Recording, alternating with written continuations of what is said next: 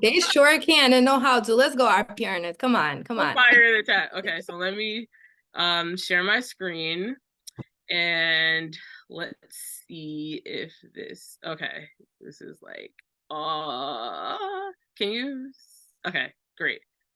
You can see it, right? It's good? Yes, we Okay, can see it. so we're going to talk about franchising one-on-one, okay?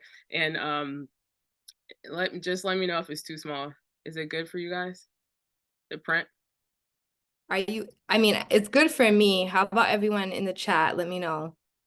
I can see. I mean, I got my contacts on. I don't know about y'all. But you're also sending this out later, right? So it should. Yes, yeah, I still have the recording and everything. So yeah, Okay. everybody's good. All right, cool. So let's get started. So let's start with, first of all, what is a franchise, right? What is the definition of a franchise? So franchising is a business model where a franchisor grants the rights to operate a business. Let's stop there. So franchisor, most people only hear about franchisees. Those are people, oh, one time I was at a grand opening for one of my locations. This guy was bragging, I own 3 subways. You know, he came out, he had his red bottoms on, he was talking like, yeah. And I'm like, oh, cool. He's like, what do you do? And I'm like, I'm a franchisor. He was like, what? And then everything dropped. He started complaining about the brand, the fees, because most people only hear about franchisees. A franchisee is someone who purchases the business model from the person who actually created it.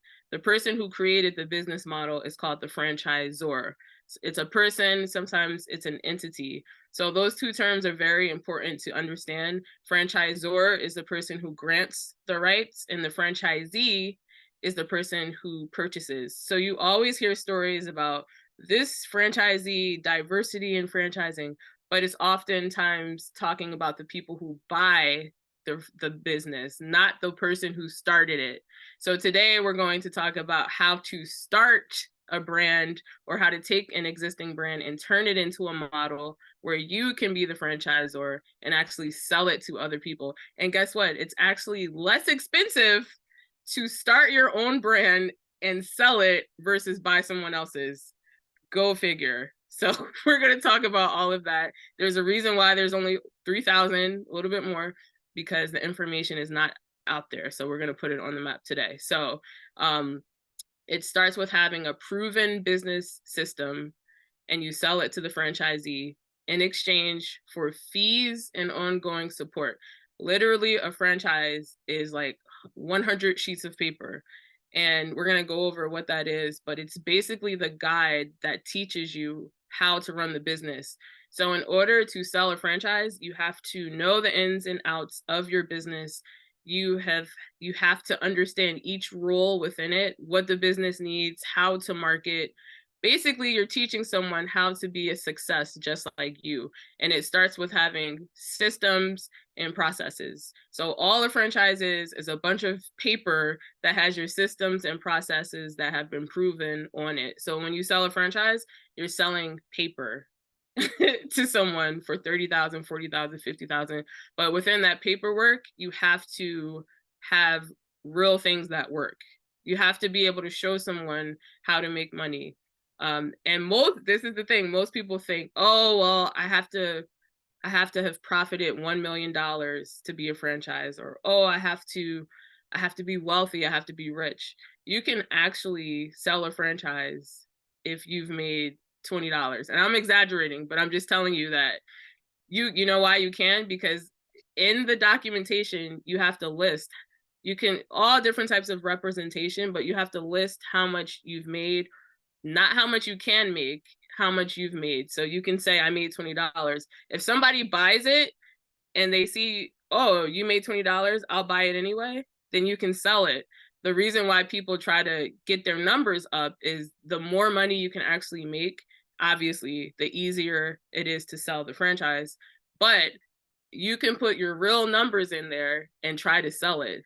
Where people go wrong is if they lie about how much they've made and people find out. So honesty is the best policy in franchising, and you don't have to be a millionaire. You don't have to have made millions of dollars. You could have made 10,000, 20,000. As long as you disclose that information, you're good and you can actually sell it.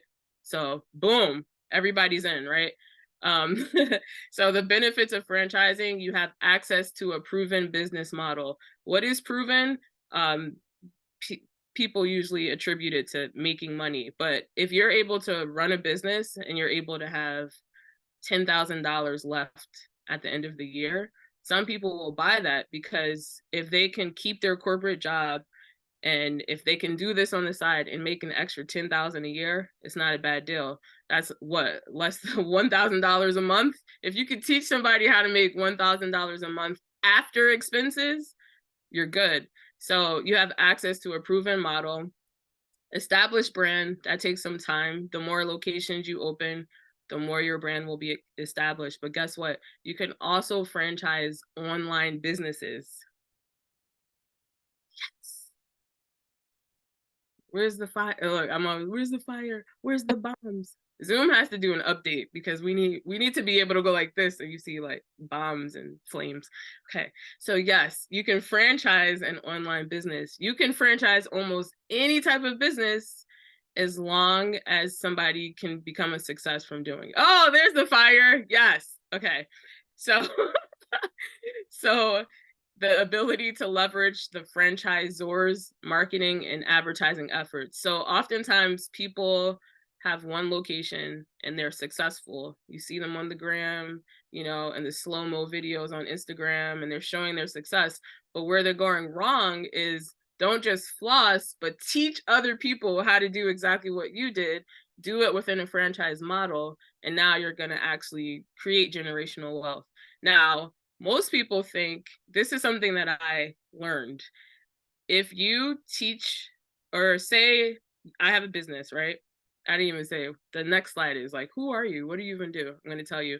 But if I have a business and I sell it to you, and I allow you to use my brand name, like Dunkin' Donuts, the logo, and I tell you how to market, and if I accept money from you, it's a franchise. If you don't go through the process of properly turning your business into a franchise, you will be seen as an illegal franchise. It's monitored by the FTC, and then they'll force you to franchise, and then you'll have to pay the fees and all these things. So most people don't realize that if you allow your cousin to open up a shop with the same name as you, the same logo, and it's a different entity, it's a different LLC, it's a different business, you are a franchise, and you have to go through the process because it's regulated in the United States. So a lot of people get in trouble because if you let somebody open under your business name and you try to do a license agreement, no, you can't do that. License agreements don't protect you the way franchise agreements do, and we'll talk about that. But if you do that and they get mad at you, they can sue you, and you will have to pay back all the money they ever invested in opening the business. So it's a very serious thing. And that's why when we talk about franchising, I want people to know that it is a process. You have to do it right, so you don't mess up the bag. Okay. So then what does the franchise, what's the last benefit? Ongoing support and training from the franchisor.